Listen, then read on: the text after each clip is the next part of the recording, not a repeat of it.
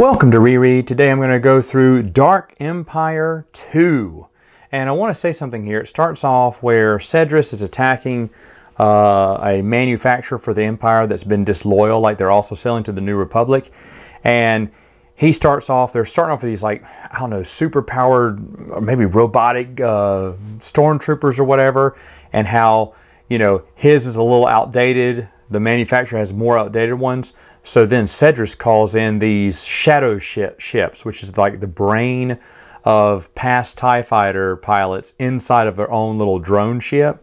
And they're supposed to be really superior. But then the manufacturer comes out with these big kind of clunky little, I don't know, weird looking robots that are even better than that. So it's showing that there's been some technological advancements in the Empire. And I really like that. You don't get to see it that much. And to be honest, you don't get to see it anywhere outside of Dark Empire. They really don't bring a lot of these vehicles back, especially in the expanded universe, like E-Wings, V-Wings, and stuff like that. You'll see them in some of the comic books, and I mean, some of the books you'll see them here and there mentioned, but they're usually just they're not even mentioned that much at all. And I wish they were, because obviously technology and ships and stuff like that and weapons have improved, and that's what Dark Empire is kind of showing us here. But after Dark Empire, they just go back to the regular X-Wings, B-Wings, A-Wings, because those are stuff we saw from the movie. I really wish they would incorporate more of that technology in there, but I really like that. So what's going on here is that Luke and Cam are going in search of more Jedi. Of course, the Emperor is back. They're wondering when he'll be back, and you have some traitors, some Sith acolytes or dark side acolytes who are destroying all these batches of clones of secret stashes the Emperor has, hoping that he won't come back, because you never know when his essence can how far it takes to travel to get to one of these clone tanks. And of course they're too late, because the Emperor has taken over one of the clones. It seems to be the last one left, and it's kind of faulty. They're not very, he's kind of going to his second tier ones, the ones that just aren't as good. His best batch got destroyed by Luke, and now all these other ones are just not as good. In fact, he's aging rapidly as he uses the Force, as he gets angry and uses the dark side, eats away at his flesh, like the prequels did. This kind of really goes hand in hand with the prequels, you know, because of course him using the dark side energy and it hitting all over him, making him older. Essentially that's what's happening here, of course, in a clone body. But Leia is in search of Vima da Buddha. She knows that she can, you know, they're trying to just gather whatever Jedi they can to help them out. So they're both kind of going on different missions here. On Narshada, where Han and Leia go, there's a bunch of gank killers that are trying to get them. There's bounty hunters going after them. Of course, Boba Fett himself tries to take them out. And there's a really cool scene where Boba Fett has them cornered and they can't get out, but you see the shadow of Chewbacca coming behind him. Chewbacca gets the upper hand on him, rips off his helmet, even though we don't see Boba Fett's face, and ignites his jetpack and makes him shoot up to the ceiling and bonk his head, and basically, I guess, knocked him out. I don't know how he fell back down, but he was safe. But Chewbacca has Boba Fett's helmet as a souvenir. I really wish we could have seen or heard something of that later on in the expanded universe, that he still has Boba Fett's original helmet. Or maybe there's a little story where Boba Fett goes to retrieve it. I don't know, but Boba Fett has a spare. They say that later on.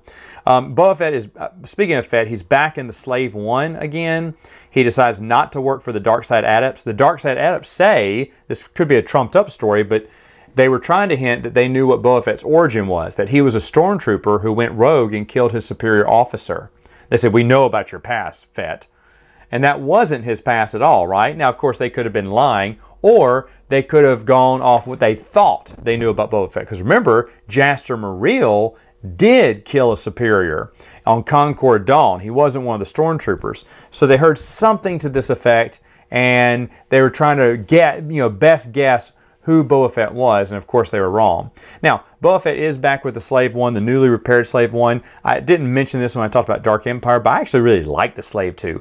I like that Fett's in a different ship, something that's not noticeable, something he can sneak up on people, you know, because I mean, you see the Slave 1 coming a mile away, you head the opposite direction.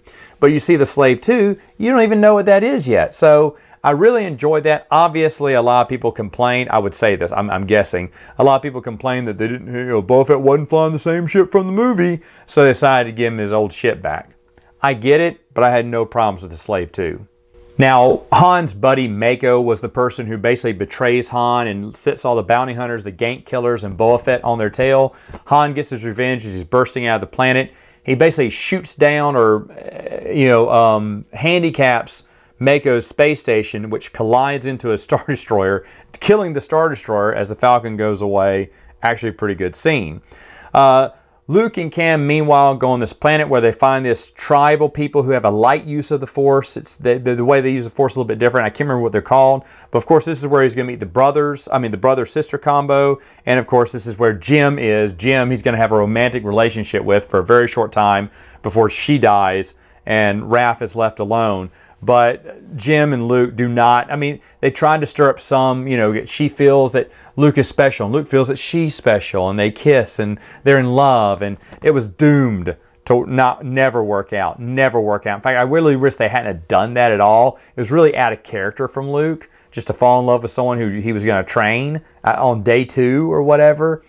And maybe the author knew that too. Maybe Veach says, okay, no one's going to buy this. Let me go ahead and kill her off. And he does. And the weird thing is, when Luke apologizes, because Luke, there's an assassination attempt on Luke as he goes to sleep. And the Emperor sends some scarabs and dark side adepts to kill him. And of course, with the help of Vima and Raph and Jim, they all kind of beat off the dark side adepts. With Leia, I think, helps too. And that's how Jim dies. Well, Luke's like, oh, I should have been stronger. I should have seen it coming. And then Raph's like, hey, Luke, don't go too hard on yourself. It's okay. It's okay. It's not your fault. Raph, shouldn't you be like maybe mourning still? Your sister just died. I didn't think about that the first time I read it, but this time I was like, a little too soon for Raph to be all cool and laid back about it right now. He should be like, we should never have gone with you. If we hadn't gone with you, trusted you with our lives, yeah, Jen would have still been alive. Jim would have still been alive. And she was truly, truly, truly outrageous. That's an 80s joke. But regardless of that, Raph doesn't seem that all bitter. Maybe he didn't like his sister that much. Who knows? Anyway, the big baddie machine here is the Galaxy Gun. I actually like the Galaxy Gun. It's a targeted missile, shoots like these big, huge nukes that can blow up a planet or whatever, and it's very precise. It uses hyperspace to shoot that big, huge missile through hyperspace, and it can't be stopped. Like when it hits a planet, it just blows it all up. So the Emperor finally figures out where the base is, the Pinnacle Moon, where the rebels are hiding, and he shoots the gun right at them. And as Luke and Cam are coming in, it's a great cliffhanger in one of the issues. The missile shoots right by them. Like, what is that? Because they don't know about the Galaxy Gun yet. And it hits the Pinnacle Moon and blows everyone up. And it looks like, oh no, the Rebel Alliance is done for. No. Later on, we find out that General Jan Dodonna, Mon Mothma, Bella, I guess they all survived. But we never learn how. How did they get the heads up? They said, no, we were able to make it out in time. How?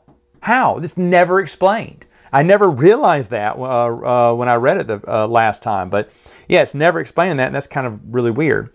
I should get back to Han Solo, what's going on with him. After they escape Nar Shaddaa, of course, Boba Fett goes after him. Han Solo clips Boba Fett's wing, injuring the Slave One, goes into a gas cloud, but Boba Fett knows he's going to be back out, so I'm just going to circle this gas cloud until he comes out. Little does he know there's a little hidden base in there where they meet the Jedi Brand. He is the guy who's basically a quadriplegic. He's in just a metal ball that floats. His head, only his nose up can be seen, and he's got mechanical arms and whatnot, and he used to be a Jedi. He got defeated really bad, I think by Vader or something. Like Vader really scarred him up, but instead he ended up living. He didn't die, and he's been in terror of Vader ever since. In fact, he thinks Darth Vader is still alive. He's been sheltered in hiding for so long. But now he agrees to help, Leia and Vima and Han. And they fit Han's Millennium Falcon with something called like a lightning cannon. It's just an add-on there. They eventually take it off by either the end of that series or Empire's End. I can't remember.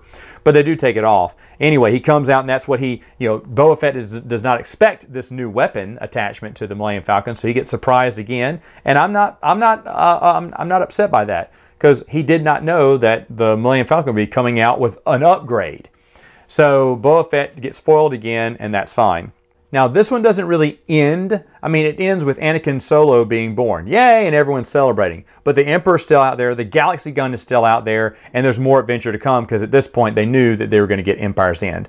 Overall, Dark Empire 2, even though there's a few things, like how did the Rebel Alliance know that the Pinnacle Moon was going to be attacked, and how did they get out in time?